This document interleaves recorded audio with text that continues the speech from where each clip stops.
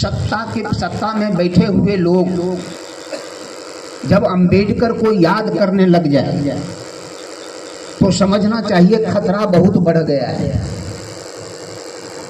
खतरा बहुत बढ़ गया है। लोकतंत्र के विरोधी लोग जब बहुजन समाज के विरोधी लोग बाबा साहब का नाम लेने लग गए, संविधान का नाम लेने लग गए और सबका विकास सबका साथ कहने लग गए, हम लोग समझ गए थे कि भाई अब तो बहुत दुर्दिन आने वाला है। आ गया बाबा साहब का केवल 3 नारा नहीं है। हमारे पढ़े लिखे साथी भी जब बोलते हैं शिक्षित बनो, उन्होंने शिक्षित बनो कहा ही नहीं, उन्होंने कहा एडुकेट, शिक्षित करो। अगर वो कहते शिक्षित बनो तो बोलते बी एडुकेटेड, वो कहते बी एडुकेटेड, बी ऑर्गेनाइज। लेकिन उन्होंने क्या कहा? एडुकेट। उन्होंने कहा ऑर्गेनाइज, उन्होंने कहा एजिटेट, बी एजिटेटेड नहीं कहा। इसलिए ये 3 नारा जो प्रमुख है उसका गलत मीनिंग हम लोग लगाते हैं, उसका अर्थ भी गलत हो जाता है। अगर हम कहते हैं शिक्षित बनो तो इसका मतलब केवल व्यक्ति तक, एक व्यक्ति तक सीमित है। लेकिन हम कहते हैं शिक्षित करो तो वह सामाजिक बन जाता है, वह सामूहिक बन जाता है, सामुदायिक बन जाता है। आज के 134वीं जयंती समारोह के अध्यक्ष, छात्रावास के अधीक्षक डॉक्टर अवधेश रजक जी, इस हॉस्टल के गार्जियन, जिला भर के हॉस्टल के गार्जियन, मान्यवर जिला कल्याण पदाधिकारी जी, इस छात्रावास के मान्यवर भोला दास जी, विश्वविद्यालय अंबेडकर विचार एवं समाज कार्य विभाग के विभागाध्यक्ष डॉक्टर संजय रजक जी, सामाजिक न्याय आंदोलन के नेता और संविधान बचाओ लड़ाई के अगुवा नेता मान्यवर रिंकू यादव जी, हमारे बीच छात्र जीवन से लेकर अब तक लगातार सामाजिक जागरूकता और संगठन में काम करने वाले मान्यवर अभय कुमार जी, अमित बाबू, राजकीय कल्याण छात्रावास संख्या 1 के अधीक्षक हमारे बीच मौजूद हैं, संतोष बाबू, आप सभी का स्वागत है इस अवसर पर, अभिनंदन है इस अवसर पर। और परिसर में बैठे हुए हमारे छात्रावास के अधिवासीगण और आसपास के छात्रावास से आए हुए छात्रगण, आपने काफ़ी देर से सुना है, यहाँ के छात्र गए थे कुंदन जी लोग हमसे मिलने। मैंने कहा मेरी तबीयत खराब है, मैं नहीं आ सकूँगा।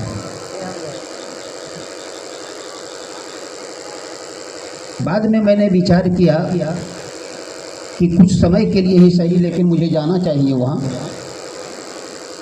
हर बार कोई कार्यक्रम जब करते हैं वो तो मैं रहता हूँ, उनको अच्छा लगेगा।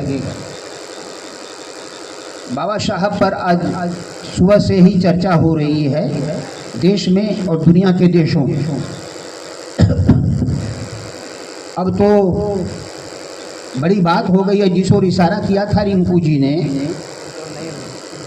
सत्ता में बैठे हुए लोग जब अंबेडकर को याद करने लग जाए तो समझना चाहिए खतरा बहुत बढ़ गया है।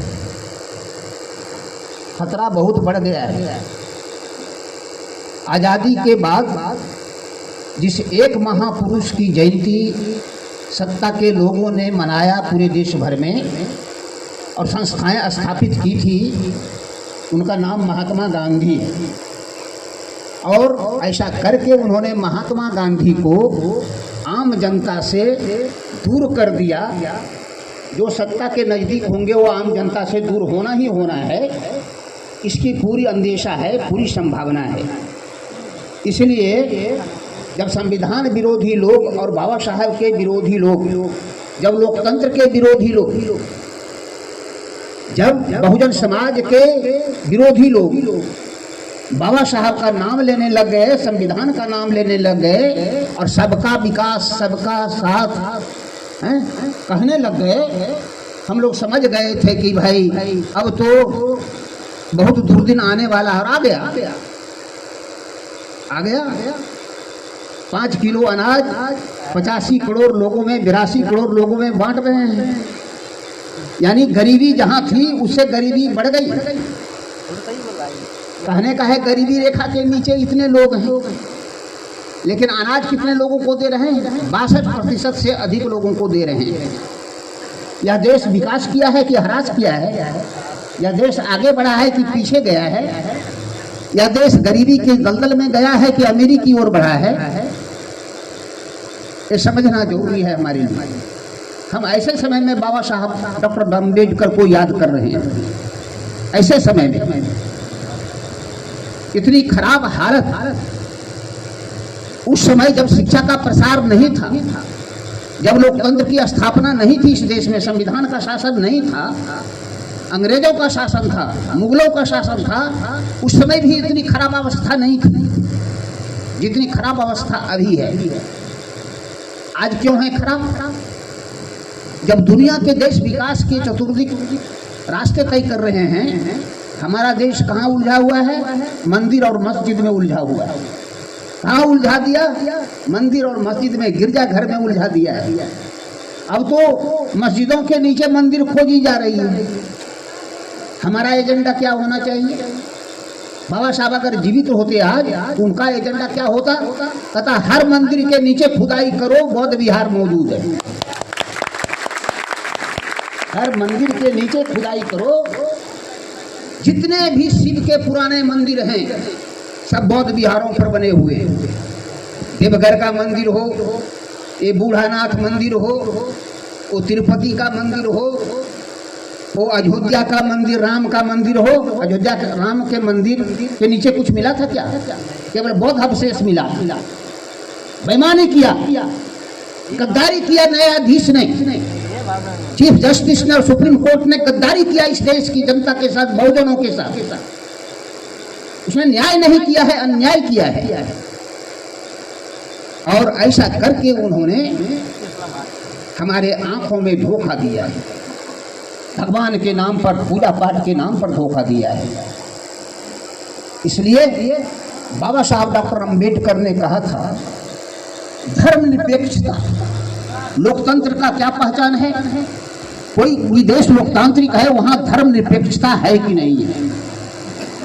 अगर धर्मनिरपेक्षता वहां है तो वह देश लोकतांत्रिक है। अगर लोकतांत्रिक मूल्य वहां स्थापित हो रहा है, स्वतंत्रता, समानता, भाईचारा, न्याय, बंधुता स्थापित हो रहा है, सभी लोगों को एक समान सम्मान मिल रहा है, तो वह लोकतांत्रिक देश है, वो लोकतांत्रिक समाज है। इस देश में तो अजीबो गरीब स्थिति पैदा कर दी गई है। करना स्वाभाविक है उनके लिए ऐसा करना स्वाभाविक है, क्योंकि उनका रोजी रोटी और हजारों वर्षों से हम पर शासन और शोषण उसने धर्म के नाम पर किया है, धर्म ग्रंथ के नाम पर किया है, पूजा पाठ के नाम पर किया है, हमको अछूत बनाया था। क्या हमें आज भी स्वाभिमान है? बाबा साहब का केवल 3 नारा नहीं है। हमारे पढ़े लिखे साथी भी जब बोलते हैं शिक्षित बनो, उन्होंने शिक्षित बनो कहा ही नहीं, उन्होंने कहा एडुकेट, शिक्षित करो। अगर वो कहते शिक्षित बनो तो बोलते बी एडुकेटेड, वो कहते बी एडुकेटेड, बी ऑर्गेनाइज। लेकिन उन्होंने क्या कहा? एडुकेट। उन्होंने कहा ऑर्गेनाइज, उन्होंने कहा एजिटेट, बी एजिटेटेड नहीं कहा। इसलिए ये 3 नारा जो प्रमुख है उसका गलत मीनिंग हम लोग लगाते हैं। उसका अर्थ भी गलत हो जाता है। अगर हम कहते हैं शिक्षित बनो तो इसका मतलब केवल व्यक्ति तक, एक व्यक्ति तक सीमित है। लेकिन हम कहते हैं शिक्षित करो तो वह सामाजिक बन जाता है, वह सामूहिक बन जाता है, सामुदायिक बन जाता है। अगर हम कहते हैं ऑर्गेनाइज, यानी आप किसी संगठन में चले और जब कहते हैं कि ऑर्गेनाइज, इसका मतलब है कि अपने भी संगठित करो, दूसरे लोगों को भी संगठित करो। और जब तक शिक्षित नहीं करोगे, संगठित नहीं करोगे, तब तक संघर्ष नहीं कर सकोगे अपने संवैधानिक अधिकारों के लिए, स्वाभिमान के लिए, सम्मान के लिए। उनका दो नारा और भी है जिस ओर रिंकू जी ने इशारा किया था। चौथा नारा है उनका, स्वाभिमानी बनो, सिर झुका के मत जियो, स्वाभिमानी जियो। पूरे देश भर में शूद्रों ने, जिनको आज हम पिछड़ा वर्ग, दलित और आदिवासी कहते हैं, सिर झुका के जिया है, अन्याय के सामने सिर झुकाया है, गलत के सामने सिर झुकाया है और सैकड़ों वर्षों, हजारों वर्षों तक जीने का काम किया है। बाबा साहब ने कहा स्वाभिमानी बनो। हमारा स्वाभिमान छीन लिया गया है, हमारा सम्मान छीन लिया गया है। हजारों वर्ष पहले से शूद्र बना करके, अछूत बना करके, आदिवासी बना करके, भील और नील बानर बना करके, आलू और गीदड़ बना करके स्वाभिमान छीन लिया है। इसलिए बाबा साहब ने कहा स्वाभिमानी बनो। क्यों स्वाभिमानी बनना है? कहा इस देश के आप मूल निवासी हो, इस देश में आपकी सभ्यता और संस्कृति रही है। ये हड़प्पा की सभ्यता, सिंधु हड़प्पा की सभ्यता दुनिया की 3-4 सभ्यताओं में सबसे ऊंची सभ्यता रही है। हम उसके निर्माता हैं, हमारे पूर्वज उसके निर्माता हैं। हम यहाँ के मूल निवासी शासक हैं और हमने दुनिया को दर्शन दिया है। हमारे शर्मन संस्कृति ने, सम्राट अशोक ने, तथागत बुद्ध ने, शर्मन संतों ने पूरे दुनिया को संदेश दिया है समानता का, स्वतंत्रता का, भाईचारा और न्याय का। जिसमें दुनिया अंधकार में था, जिस समय कबीलाई जीवन में जी रहा था, जिस समय बहुत ही अंधकार संकीर्णता का जीवन जी रहा था, उस समय हमारे पुरखों ने एक नारा दिया है और रास्ता दिखाया है। हम उसके पुरखे के आने वाले हैं, हम उनके अनुयायी हैं, हम उनकी संतान हैं। इसलिए हमें आगे बढ़ना होगा और स्वाभिमान के साथ आगे बढ़ना होगा और कहना होगा यह देश हमारा है, यह देश हमारा है, हम यहाँ के मूल निवासी हैं, यह देश हमारा है। और वो अपने पुरखों का कोई चिन्ह नहीं दिखा सकता है, जिसको वैदिक काल कहता है, तब से लेकर के पूरे आज तक एक भी खंडहर नहीं मिला, राम का हो कि कृष्ण का हो कि फलना का हो कि चिल्ला का। किसी भगवान और देवी देवता का कोई खंडहर नहीं मिला, लेकिन हमारा खंडहर हर जगह मौजूद है, हमारा पुरातत्व हर जगह मौजूद है, हमारी निशानियां हर जगह मौजूद है। जहां खोजेगा वही है। अब बिहार के तो कन कन में बिहार है, बौद्ध विहार है। बिहार के तो कन कन में बौद्ध विहार है। इसलिए बड़ा शर्माए हुए रहता है जब पुरातत्व की बात करते हैं ना, बड़ा लज्जा महसूस करता है। बहुत ही शर्मनाक स्थिति है उसकी। इतनी ऊंची ऊंची बातें और निर्माण क्या है, किस चीज का निर्माण किया है, निर्माता किस चीज का है? जग कुंड का, जनेऊ का निर्माता है, जनेऊ का निर्माता है। कौन सा जनेऊ? अपने पहन लिया, लेकिन अपनी माँ और बेटी और बहन को पहनने नहीं दिया। इतने गिरे हुए लोग हैं, इतने गिरे हुए लोग हैं ये। इनसे न्याय की अपेक्षा करना, इनसे आशा करना बेवकूफी के अलावे और कुछ नहीं है। बाबा साहब ने यही बातें तो कही, बाबा साहब ने यही बातें तो कही है हमारे लिए। इसलिए मैं कहना चाहता हूँ कि बाबा साहब ने उनकी हमारे साहब ने जिला कल्याण पदाधिकारी की किताबें यहाँ लाइब्रेरी में रहेगी। बाबा साहब के जितने वांग्मय हैं लगभग अभी 24-25 तक आ चुका है, प्रकाशन हो चुका है, उसको मंगवा ले। बाकी अन्य लेखकों की किताबें हैं बाबा साहब डॉक्टर अम्बेडकर पर, उसको मंगवा ले। दो चार विद्यार्थी भी अगर उसको उल्टा करके पढ़ेंगे तो बड़ी बात होगी। लेकिन मेरे दोस्तों एक बात याद रखना, बाबा साहब की 3-4 पुस्तकें जरूर पढ़ लेना। तथागत बुद्ध और उनका धम्म, जो अंतिम पुस्तक है उनकी, उसको जरूर पढ़ लेना। दूसरा है कास्ट इन इंडिया, भारत में जाति व्यवस्था। ये वो एमए के छात्र थे जब उसको जरूर पढ़ लेना। और एनहिलेशन ऑफ कास्ट जो 1936 में प्रकाशित हुई, उसको जरूर पढ़ना। कैसे जाति का विनाश कैसे करेंगे, जाति व्यवस्था क्या है इसको जानना जरूरी है, और फिर जाति का विनाश कैसे करेंगे इसको जानना जरूरी है। बुद्ध का दर्शन क्या है इसको जानना जरूरी है। और माइनॉरिटी के बारे में उनकी 2 बातें, पार्टीशन ऑफ इंडिया और पाकिस्तान, ये पुस्तक 1940 में उन्होंने लिखी। जब मुस्लिम लीग के डिमांड पर पाकिस्तान की बातें कही जा रही थी, बाबा साहब ने ये पुस्तक लिखी 1940 में।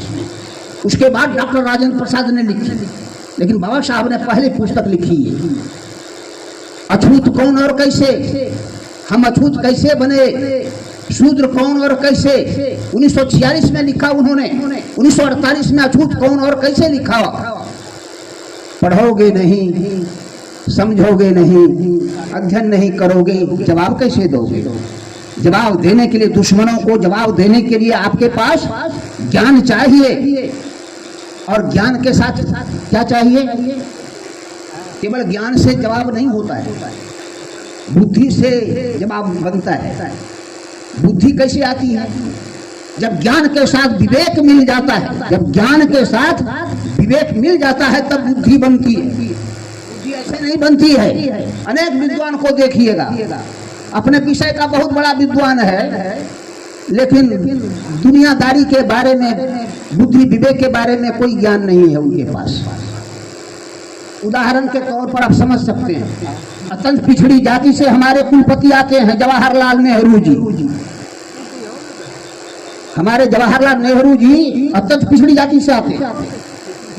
और एमबीए की जो डायरेक्टर हैं वो भी अत्यंत पिछड़ी जाति से आती हैं। कहर जाति में जन्मी, अब कुर्मी के घर में शादी कर ली। अब दोनों ने मिलकर सरस्वती किया। कोई ब्राह्मण होता, कोई राजपूत होता, कोई कैश होता, तो एक बात कही जा सकती थी। इतने जघन्य काम, संविधान विरोधी काम, लोकतंत्र विरोधी काम ये जवाहरलाल ने किया और एमबीए की डायरेक्टर निर्मला जी ने किया। यह बहुत दुखद है, यह बहुत दुखद है।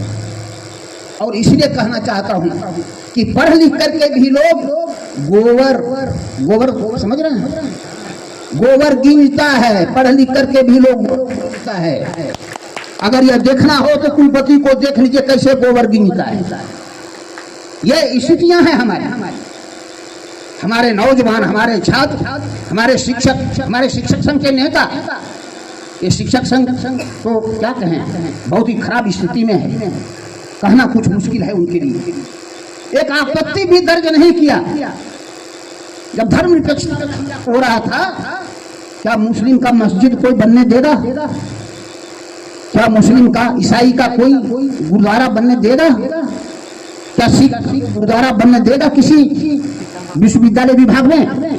नहीं। लेकिन ऐसा किया गया।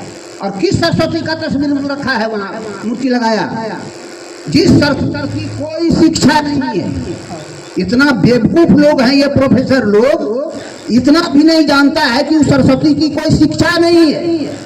अगर है तो किताब में दिखलावे कि सरस्वती ने क्या शिक्षा दी है, किसी किताब में दिखलावे कि सरस्वती ने क्या शिक्षा दी है।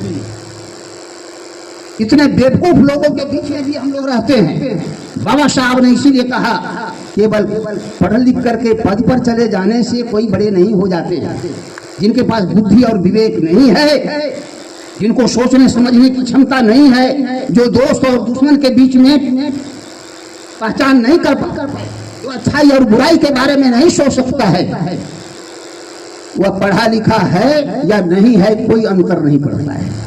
अगर ये फर्क नहीं कर पाता है, अगर दोस्त दुश्मन की पहचान नहीं कर पाता है, अच्छे और बुरे की पहचान नहीं कर पाता है, अपने लाभ और हानि की पहचान नहीं कर सकता है, इसका मतलब है व्यक्ति शिक्षित नहीं है, वो पढ़ा लिखा नहीं है, वो बुद्धि नहीं है। बाबा साहब डॉक्टर अंबेडकर ने उनकी किताबें, उनका वॉल्यूम 1, 2, 3, 4 से लेकर पढ़ लीजिए, पूरे चीजों को वेद से लेकर के मनुस्मृति से लेकर रामायण और महाभारत सारी चीजों को खोज करके रखा है, सारी चीजों को खोल करके रखा है उसमें। हम चाहेंगे कि उन किताबों को आप मंगा दें और रखें और पढ़ें। और अन्य भी लेखक हैं। आज परिनिर्वाण दिवस है, एक बड़े विद्वान, भारत के एक बड़े राहुल संकीर्तन का आज परिनिर्वाण दिवस है। ब्राह्मण कुल में पैदा हुआ, लेकिन ब्राह्मणवाद के खिलाफ में तुम्हारी क्षय हो, ये लिखा, तुम्हारी क्षय हो। कहा इसके कारण यह देश गुलाम हुआ है, इसके कारण यह देश दुर्गति को प्राप्त है, इसी के कारण, ये ब्राह्मणवाद के कारण, ये जाति व्यवस्था के कारण, छुआछूत और ऊंच नीच के कारण यह देश गुलाम बना है। और इसलिए कोई भी ब्राह्मण उनका नाम नहीं लेता है, मालूम है कि नहीं? और हम लोग भी उनका नाम नहीं लेते हैं, हम लोग भी उनका नाम नहीं लेते हैं।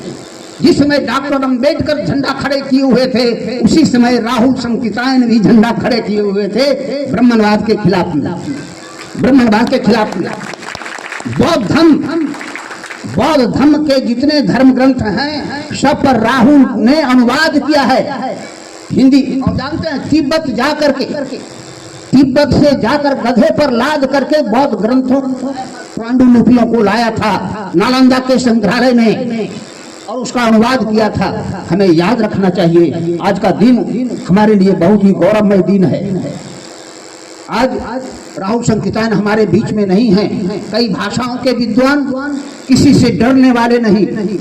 राहुल ने क्या लिखा? कहा कि भाई हमने तो गाय का मांस खाया, हमने तो सूअर का मांस खाया, हमने गधे का मांस खाया, कुत्ते का मांस खाया, लेकिन मैं तो ब्राह्मण हूँ, क्योंकि ब्राह्मण कुल में जन्मा हूँ। तुम्ही तो कहते हो ब्राह्मण जैसा भी हो ब्राह्मण ही होता है। कहा तुम्ही ने अपने ग्रंथ में लिखा है कि ब्राह्मण जैसा होता है वो ब्राह्मण ही होता है, तो हमने तो ये सब खाया है, तभी मैं ब्राह्मण हूँ तुम्हारे कथन। तब उन्होंने कहा कि मैं सर्वहारा का नेता हूँ, मैं सर्वहारा का बुद्धिजीवी हूँ, और तुम आगोल। किसान सभा के वो अध्यक्ष बने थे, किसान सभा के वो अध्यक्ष बने थे इसी बिहार में। नालंदा संग्रहालय के वो डायरेक्टर थे। मुझे लगता है कि इन चीजों को जानना चाहिए, हमें समझना चाहिए। रिंकू जी ने मुझे याद दिला दिया था राहुल जी के बारे में, इसलिए मैं कहना चाहता हूँ, हमारे लिए तथागत बुद्ध से लेकर के सम्राट अशोक से लेकर संत कबीर, संत रैदास, गुरु गोरखनाथ से लेकर राष्ट्रपिता फूले, माता सावित्रीबाई फूले, छत्रपति साहू जी महाराज, रामास्वामी पेरिया, बाबा साहब डॉक्टर अंबेडकर, ललाई सिंह यादव, मान्यवर काशी राम, जिन्होंने हमारे समाज को जगाने का काम किया है, लड़ाने का काम किया है, हमें खड़ा किया है। हम उनकी संतान हैं, माता पिता की संतान तो हैं हम, लेकिन वैचारिकी के तौर पर, बुद्धि और ज्ञान के बतौर हम इनके और उनके कारवां को हम आगे बढ़ावें। हम आप छात्रों से अपील करेंगे कि आपके बीच से, आज बहुत लोग हमसे शिकायत कर रहे थे कि हमारे बीच में वक्ता नहीं है। हमने हंसते हुए कहा, वक्ता तो आसमान से गिरता नहीं है, वक्ता को तो भगवान पैदा करने वाला, कोई भगवान है नहीं, सब भगवान खत्म हो गया, सब भगवान खत्म हो गया। जब से विज्ञान आया ना, सब भगवान खत्म हो गया। भगवान ने जन्म लेना दिया। विज्ञान का जन्म होने का मतलब है, आधुनिक विज्ञान का, कि भगवान का जन्म, देवता का जन्मना बंद हो गया, नसबंदी कर दिया है ना इस विज्ञान ने। इसलिए हमारे बीच में अगर वक्ता पैदा होगा कैसे होगा? जब हमारे छात्र बोलेंगे, एक दिन नहीं, सप्ताह में, 15 दिन में, कम से कम एक दिन कॉमन रूम में बैठ करके आप संगोष्ठी करेंगे, विचार करेंगे और उसमें अच्छा करेंगे। जब आपस में प्रतियोगिता करेंगे, आपस में पुरस्कार वितरण करेंगे, मैं कहूँगा मान्यवर जिला कल्याण पदाधिकारी महोदय से इसके लिए भी सर कोई व्यवस्था की जाए, जिसमें कि संगोष्ठी में जो अव्वल आवे उनको पुरस्कार दिया जाए, उनको पुरस्कार किया जाए, उनको सम्मानित किया जाए। मुझे लगता है कि इससे बड़ी बातें बनेगी, आगे बढ़ेगी, छात्रों के बीच में एक बड़ी बातें जाएंगी। और दूसरी जो महत्वपूर्ण बात है, जो सर ने इशारा किया, किसी प्रतियोगिता में इस छात्रावास की कोई सहभागिता नहीं रही है। कारण क्या है, जब 2 घंटा पढ़ेंगे, 4 घंटा पढ़ेंगे तो उसमें तो किसी प्रतियोगिता में जाना संभव नहीं।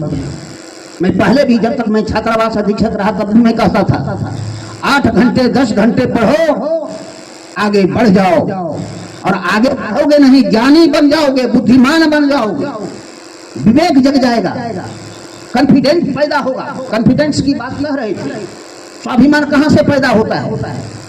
कॉन्फिडेंस से पैदा होता है कि हम किसी से कम नहीं हैं। समान समता का बात, समान एक समान हमारा सम्मान हो, ये हमारे अंदर प्यास होनी चाहिए कि कोई बड़ा क्यों कहता है अपने को, हमको छोटा क्यों कहता है, ये प्यास हमारे अंदर होनी चाहिए। इसीलिए समानता वाले भाग को देखिएगा, प्रस्तावना में 2 बातें लिखी हुई है, अवसर की समानता और दूसरा है प्रतिष्ठा की समानता। अवसर की समानता और प्रतिष्ठा की समानता, ये दोनों नहीं है तो समता नहीं। हम क्लर्क बन गए, वो भी बन गया, हम समान हो गए, ऐसा नहीं है। क्लर्क बन करके भी, प्रोफेसर बन करके भी विलक्षण चमार रह गया, और ब्राह्मण वो प्रोफेसर बना, वो ब्राह्मण रह गया, वो ऊंचा रह गया, हम नीचा रह गए। अधिकारी बन करके भी हमारे लोग ऐसे ही होते हैं। आज कई अधिकारी रो रहे थे मंच पर अंबेडकर भवन में। मैं केवल इतना कहना चाहता हूं कि समानता की जो लड़ाई है, ये मानवता की लड़ाई है। समान प्रतिष्ठा की लड़ाई मानवता की लड़ाई है, समान अवसर की लड़ाई मानवता की लड़ाई है, और इसको आप जीतें और जीत सकेंगे, यही बाबा साहब अम्बेडकर के प्रति योगदान होगा। डॉक्टर अम्बेडकर के प्रति श्रद्धा होगी, उनके प्रति श्रद्धांजलि और नमन होगा। जय भीम, जय भारत, जय भीम, जय भारत, जय भीम, जय भारत। मैं अपनी बात समाप्त करता हूँ। धन्यवाद।